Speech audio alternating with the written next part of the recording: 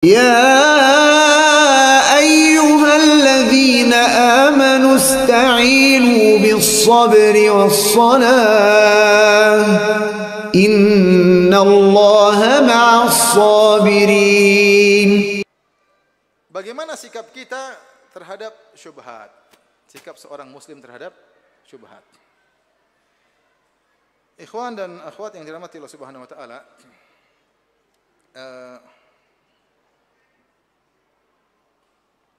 syubhat bisa jadi muncul dari diri sendiri, tanda tanya.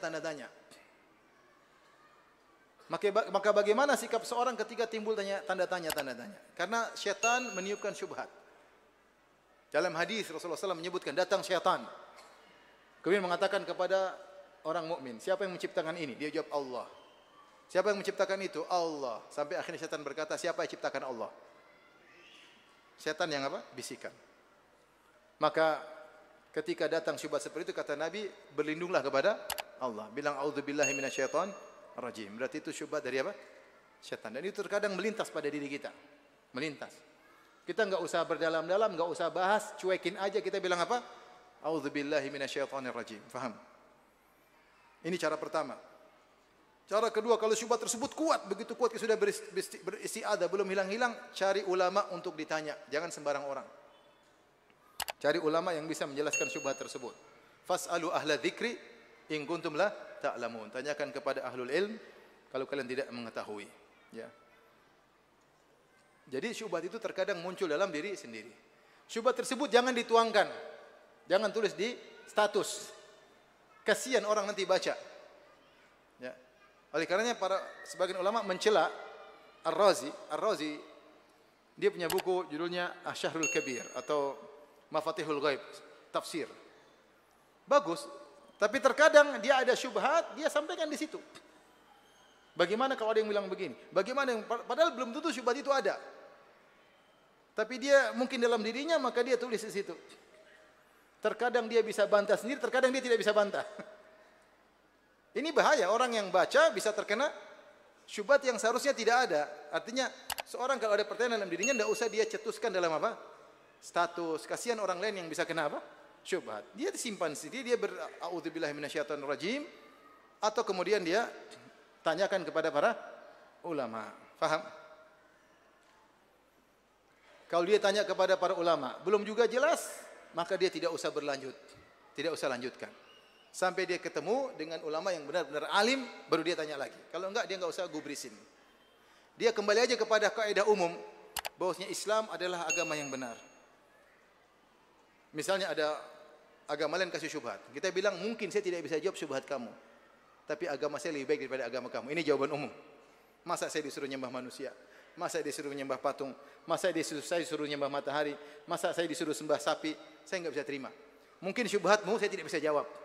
Tapi kita punya kaidah umum bahwasanya Islam adalah agama yang apa? Benar. Karena tidak semua syubhat kita harus bisa jawab. Karena kemampuan kita yang tidak kuat, ilmu kita kurang, ya, kita tidak sampai pada syubhat tersebut, tapi kita jawab secara umum. Kalau agama kamu menganggap agama saya tidak logis, agama kamu tidak lebih tidak apa? Logis. Lebih tidak logis. Lebih tidak logis. Saya sempat kemarin ngobrol sama seorang yang menyembah beberapa dewa. Kami ada beberapa dewa. Masing-masing dewa punya keahlian. Dewa ini punya keahlian ini, dewa ini punya keahlian ini, dewa ini punya keahlian ini. Dia beberapa dewa. Saya bilang, berarti Tuhan 3. Oh enggak, itu 1 maksudnya. 1. Oke. Terus saya bilang, kalau Dewi, itu Dewi istrinya dewa katanya. Ini saya cerita nyata, istrinya dewa. Taib. Istrinya dewa, iya Dewi juga banyak macam-macam. Tapi sebenarnya mereka juga 1, cuma di tempat ini namakan ini, tempat ini namakan ini. Saya bilang, nah, Dewi ini istrinya salah satu dewa, apa 3 dewa istrinya ini, atau masing-masing dewa punya istri sendiri? Masing-masing dewa punya istri apa? Sendiri. Ya, berarti dewanya bukan 1. Ya enggak, tapi saya sudah berhenti sampai situ saja. Artinya, kalaulah kamu menganggap agamaku tidak logis, agama kamu lebih tidak apa? Logis. Itu jawaban mudah. Kalau saya enggak bisa, udahlah terserah kamu lah. Kamu lebih tidak apa? Logis. Ya. Kamu lebih tidak apa? Logis. Ya. Terkait dengan agama, Atau misalnya terkait dengan akidah dalam Islam. Contoh Jahmiyah. Mereka kita bilang Allah di atas. Buktinya banyak. Kita berdoa ke atas, kita melihat ke atas. Kalau kita bilang, orang awam bilang terserah yang di atas. Kalau mereka menyebut Allah, mereka nunjuk kemana? Ke atas. Nabi SAW Isra Mi'raj ketemu Allah kemana? Ke atas. Semua ke atas. Dalil terlalu banyak. Malaikat turun dari atas ke bawah. Banyak sekali ribuan dalil Allah di atas. Terus orang Jahmiyah membuat syubhat. Enggak masuk akal kalau Allah di atas. Kalau di atas berarti Allah diliputi tempat. Berarti Allah lebih kecil dari tempat. Ini syubhat. Padahal tidak demikian. Kalau alam ini kecil, alam tidak meliputi Allah, tapi Allah yang meliputi siapa?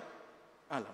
Allah mengatakan, "Wa ma qadarullah haqqa qadrihi wal ardu jami'an qabdatuhu yaumal qiyamah was samawati matwiyatun bi yaminih." Bayangkan bagaimana kecilnya makhluk.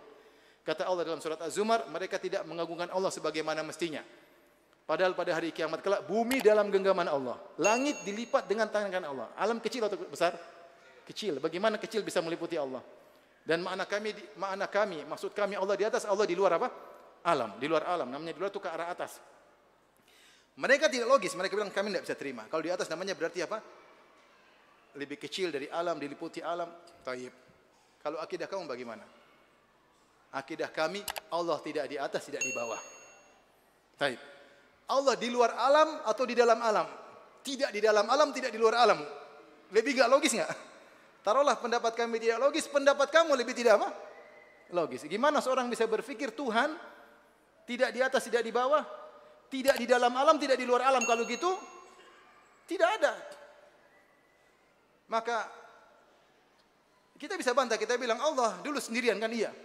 Allah sendirian enggak? Terus Allah menciptakan alam.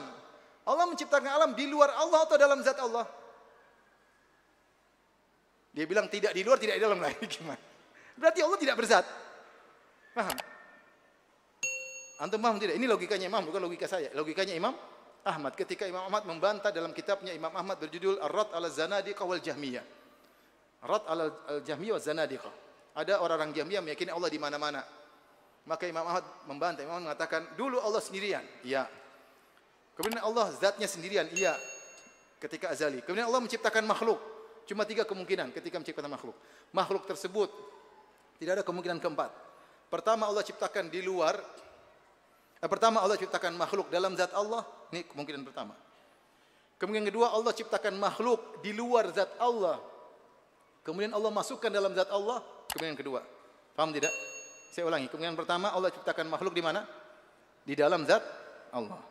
Kemungkinan kedua Allah ciptakan makhluk di luar zat Allah. Kemudian dimasukkan dalam apa? Zat Allah. Kemungkinan ketiga Allah ciptakan makhluk di luar Allah dan tetap di luar Allah. Maka kemungkinan pertama batil. Kalau kita bilang Allah ciptakan makhluk dalam zat Allah, berarti Allah bercampur dengan makhluk. Berarti dalam zat Allah ada syaitan, ada iblis, ada WC, ada kotoran. Karena kita semua adalah makhluk. Paham? Itu pemahaman Widahatul Wujud. Pemahaman kedua, Allah ciptakan makhluk di luar Allah, kemudian digabung dengan Allah. Sama seperti pertama. Berarti menggabungkan zat Allah dengan zat makhluk. Yang ketiga kata Imam Ahmad ini yang benar. Allah ciptakan makhluk dan makhluk di luar apa? Allah. Bagi kami, Tuhan di luar Allah berarti Tuhan di atas. Berpisah dari Allah Subhanahu wa taala. Kita meyakini Tuhan di luar makhluk. Gampang. Logis, menurut saya logis. Sederhana. Mereka karena tidak terima akidah Allah di atas, dalil mereka tolak semua. Kenapa mereka tolak semua? Karena mereka sudah kena syubhat Plato dan Aristoteles. Ini saya bahas dalam syarah akidah wasithiyah.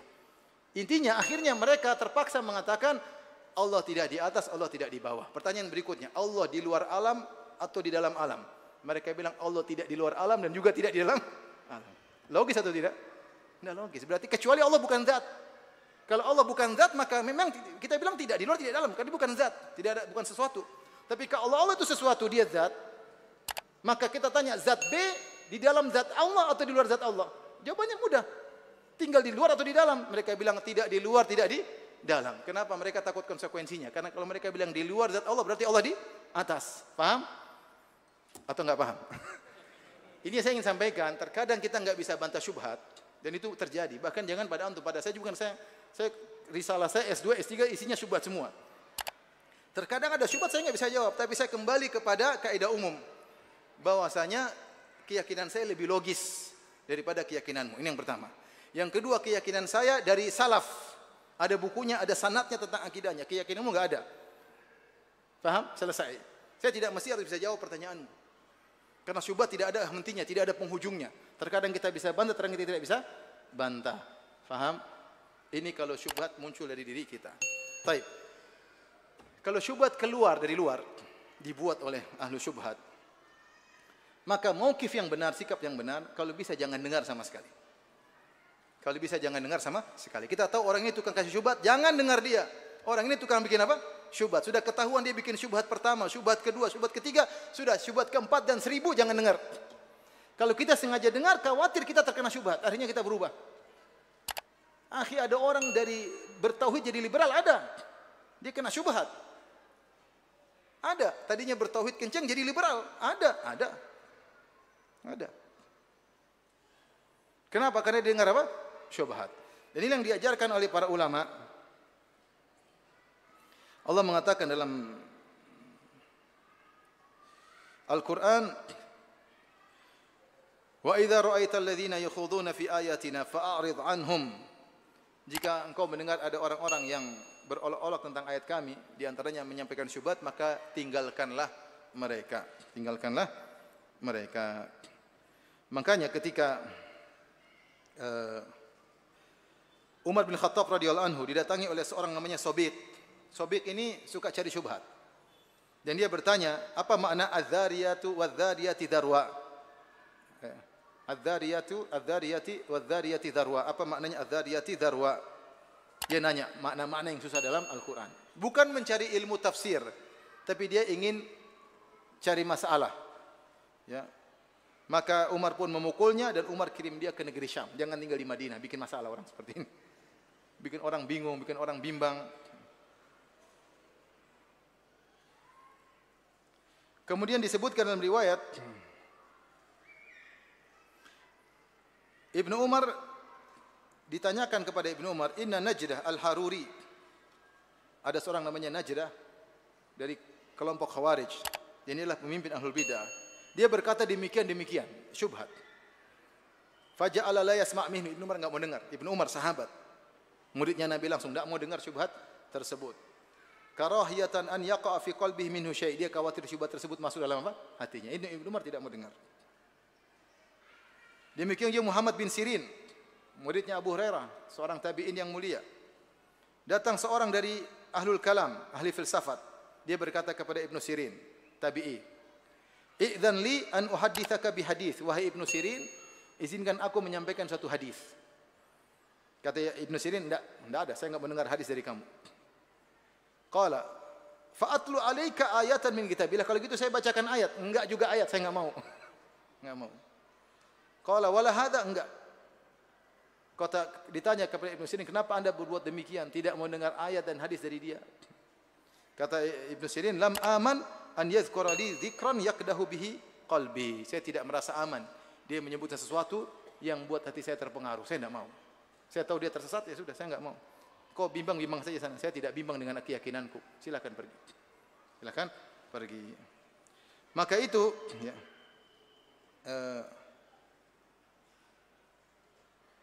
demikian juga dalam satu riwayat, ada seorang menemui Ibnu Sirin. Kemudian dia menyebutkan suatu masalah takdir, yaitu syubhat qadariyah. Ya. Dia membacakan, maka Ibnu Sirin kemudian mengatakan, innallaha ya'muru bil adli. Allah menyuruh, Ibnu Sirin menyebutkan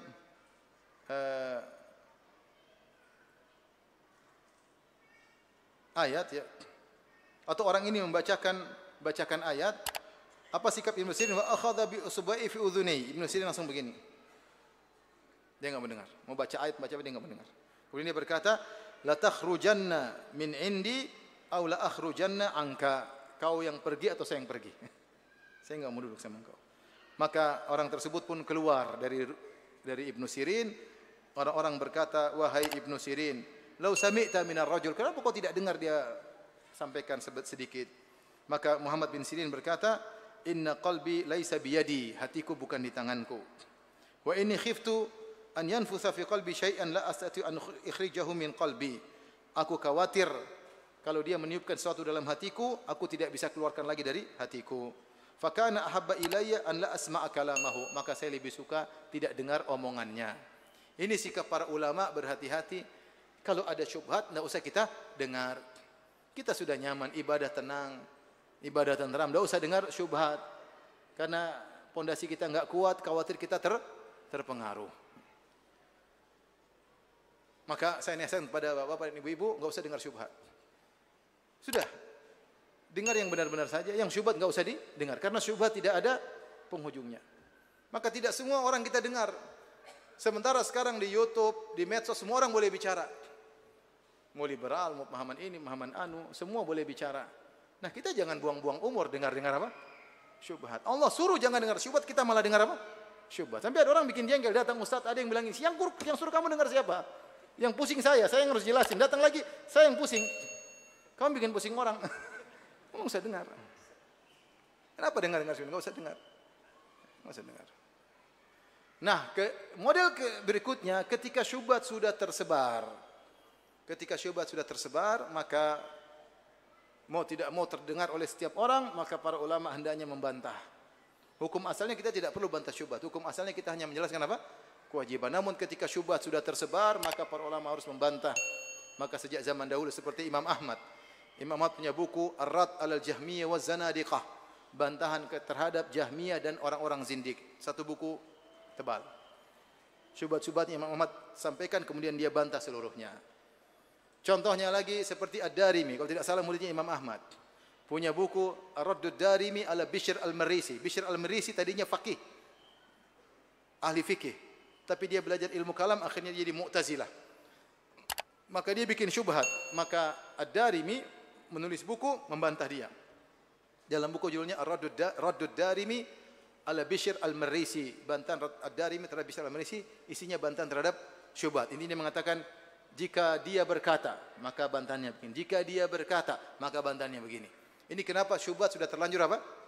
Beredar. Jadi harus dibantah. Seperti tadi saya katakan, buku Mahasinul Islam. Dia tahu kalau 10 jilid, sekitar 10 jilid. Entah lebih, entah kurang. Ya, isinya syubhat tentang keindahan Islam, kemudian syubhat di bawahnya dibantah. Keindahan Islam ada syubhat dibantah. Ya, ini seperti ini dilakukan oleh para ulama. Bahkan ini termasuk jihad fisabilillah. Ketika Imam Ahmad ditanya, wahai Aba Abdillah, wahai Imam Ahmad, mana lebih baik bagi seorang? Dia iktikaf, dia sholat sendiri, ataukah dia membantah ahlul bid'ah, berbicara tentang ahlul bid'ah, menjelaskan tentang kerusakan pemikiran mereka? Kata Imam Ahmad, saya lebih suka dia bantah ahlul bid'ah. Kenapa? Kalau dia sholat, kalau dia iktikaf untuk dirinya. Tapi kalau dia membantah ahlul bid'ah adalah untuk kaum muslimin, untuk kaum muslimin. Maka kemudian Ibnu Taimiyah mengomentari, dia mengatakan bahwasanya membantah ahlul bid'ah termasuk jihad fi sabilillah, termasuk jihad fi sabilillah. Oleh karenanya untuk urusan bantah syubhat, biarkanlah para ulama yang membantah syubhat-syubhat tersebut, dan mereka sudah tulis dalam banyak buku. Tugas antum adalah menjauhi syubhat. Ya. Jangan sok-sok hebat mendengar apa? Syubhat. Orang bisa berubah pemikirannya. Hati orang bisa berubah, bisa ragu dengan Islam itu sendiri. Bisa ragu. Syubhat itu tidak ada penghujungnya. Kalau ada batasannya gampang, tapi tidak ada penghujungnya. Akal ini liar, akan bisa berbicara macam-macam. Syubhatnya ateis, tidak ada penghujungnya.